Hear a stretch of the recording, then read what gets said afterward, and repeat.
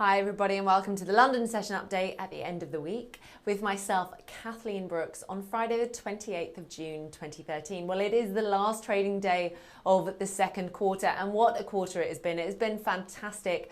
We've seen moves higher to record highs in some cases like the S&P 500, and then we have seen prices crash off, which we'll talk about in a moment. And it's all really to do with the Fed and quantitative easing. Yesterday, remember, we had a nice recovery in the markets after quite a troublesome few weeks. And that came on the back of some Fed members really just talking down what Ben Bernanke said.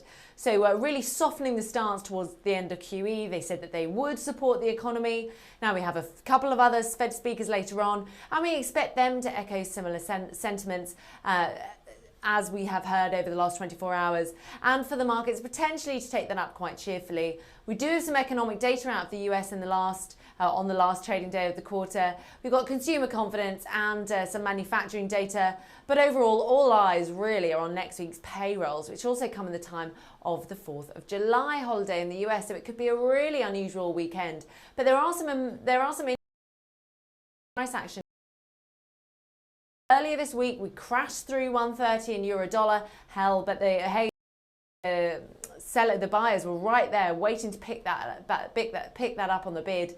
And we've gone right back through. We're now retesting that key resistance level at 130.80. So that is a cluster of moving averages, as you can see in the chart in front of you, cluster of daily moving averages.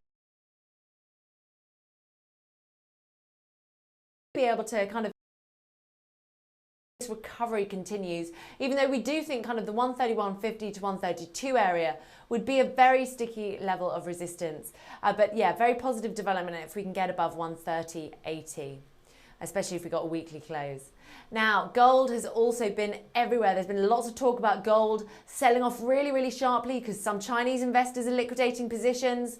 But here we go. It crashed through 1200 last night during the Asia session. We've managed to claw some gains back, but really the rally is looking pretty pathetic. A key support level of note from here is 1150. That is a 61.8% retracement of the move higher from 2008 all the way to 2011, when we got to just below that $2,000 an ounce level. That's a 61.8% retracement of that entire move. So that just puts into context how large the declines we've seen in gold are. And if we continue to see stress in China, it's very hard to think that this downtrend is over in gold, even though we are starting to look quite oversold. I think there's an element that the markets don't necessarily want to catch a falling knife at the moment, because there's so many uncertainties about gold, and it's really not in vogue, what with inflation pressures being quite low and still this Fed tapering being at the back of everyone's minds. They're really gold negatives, and that to us is just another reason not to buy it. But it seems like it's all about China with gold at the moment, and we could see further declines in the next few as we enter the next week.